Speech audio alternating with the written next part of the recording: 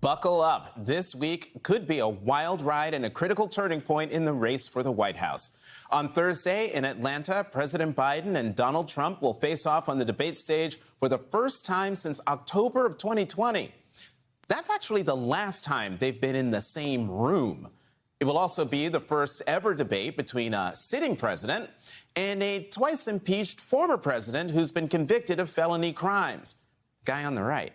Trump is also awaiting trial on 3 other federal indictments, in case you're following along at home. And the pre-debate drama is building. Last night at a rally in Philadelphia, the disgraced former president repeated the ridiculous and false accusation that Biden plans on using performance-enhancing drugs before the debate. So a little before debate time, he gets a shot in the ass, and they want to strengthen him up. So he comes out, he'll come out, I say he'll come out all jacked up, right? For real? With nonsense like this, perhaps it's a good thing there are new debate rules that could rein him in. The 90-minute matchup will take place in a TV studio with no audience, and each candidate will have his microphone muted until it's his turn to speak. But who are we kidding? You know, I know, we all know that a muted mic won't keep Trump quiet. The Biden campaign already seems to be preparing for that. I mean, who knows what Donald Trump is going to do at any minute or any time. I'm going to bet that he's going to talk over the microphone 100 times like he does because he's a bully. But the best way to fight a bully is to stand up to him. And Joe Biden has done that before. He's going to do it again. Yesterday, Trump told NBC News that he has, quote, no strategy for this debate except to, quote, make America great again. Translation, I'ma wing it. As for President Biden, he's immersed in debate prep at Camp David with advisors, including his personal attorney, Bob Bauer, who will once again play Trump in mock debates. In an interview with me yesterday, Bauer described preparations as, quote, an attempt to really give the opponent a feel for what they would likely face. And if past is prologue, we know what to expect from Trump. Utter chaos, like the kind that prompted this response from Biden at a 2020 debate. Vote now. You're going to pack the Make court? sure you, in fact, let people know He doesn't want you're to answer senator. the question. I'm not going to answer the question Why because wouldn't you answer that because question? the question you want to put is a lot of the new question Supreme Court is justice, the radical question, left. Will you Who shut is your, up, man? listen. Trump's annoying tactics are nothing new. Back in 2016, during his second presidential debate against Hillary Clinton, Trump stalked her around the stage like a malevolent land shark as she addressed voters. And his childlike behavior continued in their third debate during a heated discussion about Russian President Vladimir Putin. From everything I see, has no respect for this person. Well, that's because he'd rather have a puppet as president of the United States. No puppet. And it's pretty clear. You're the puppet. So with that kind of petulant, unhinged behavior coming at you, how do you even begin to prepare? My next guest is the perfect person to answer this question. Joining me now, Philippe Reines, former Deputy Assistant Secretary of State and former spokesman for Secretary Hillary Clinton. He also played Donald Trump in Hillary Clinton's 2016 mock debate sessions. Philippe, welcome back to the Sunday Show. Thank you. 2 things we need to talk about.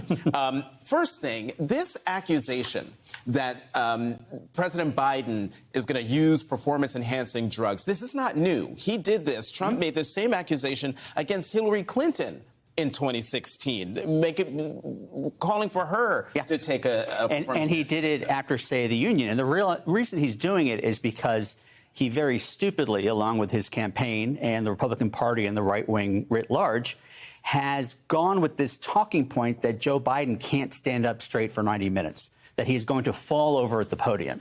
And they're realizing that that's actually not a good thing to keep saying because that's not what's going to happen. So now, with a few days left, he's trying to do this 180 to explain why, he's going to be perky and really good. It's the same exact thing after the State of the Union. They didn't think he would make it through 75 minutes. Not only did he make it, he knocked it out of the park.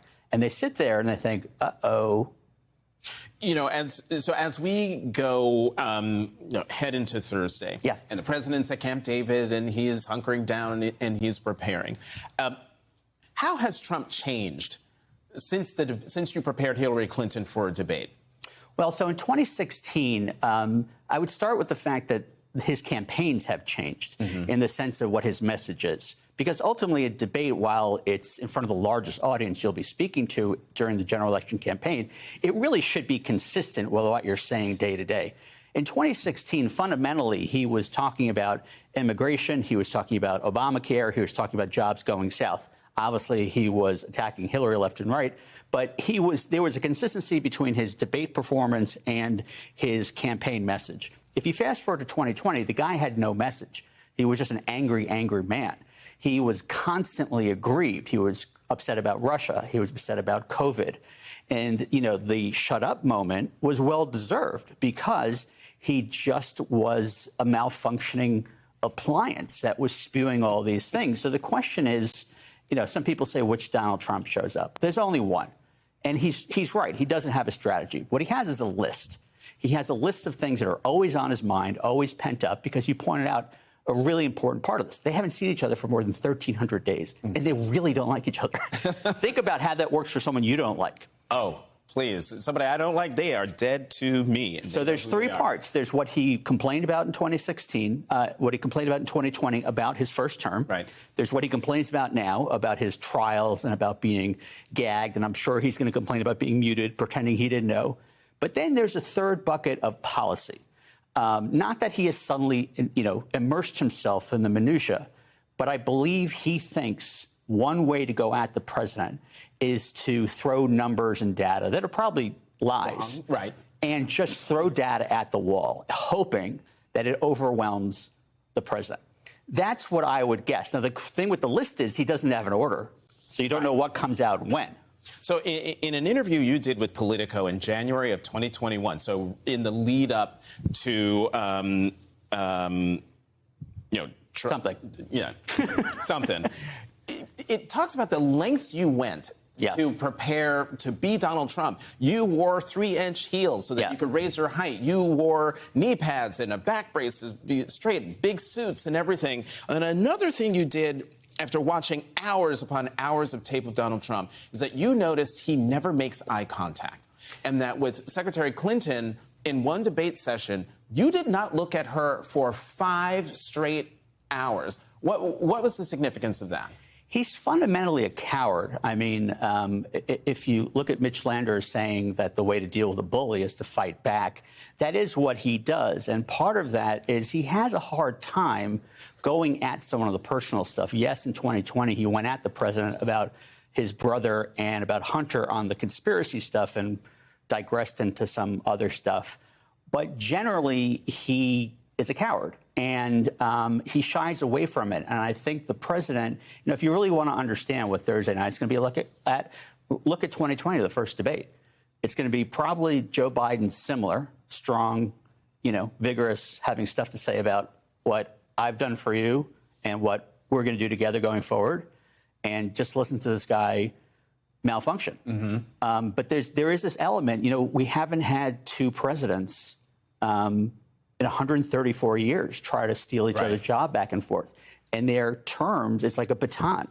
The economic numbers overlap.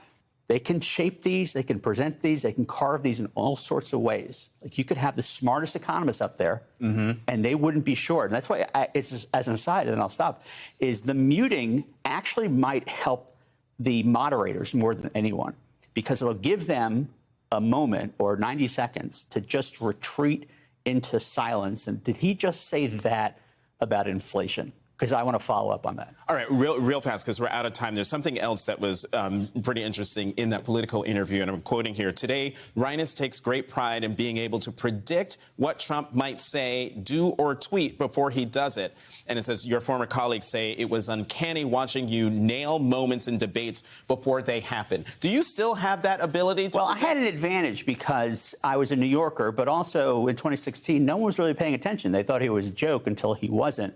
he is the most predictable, unpredictable person. You know, I think it's pretty safe to say he is going to complain about the muting situation, even though his campaign agreed to it, even though the moderators 20 minutes earlier will have said the campaign's agreed to this. He's not, you know, it's easy to say what he's going to do. And there's things that, you know, I would, if I were him, I would do that I don't want to say out loud. Please don't.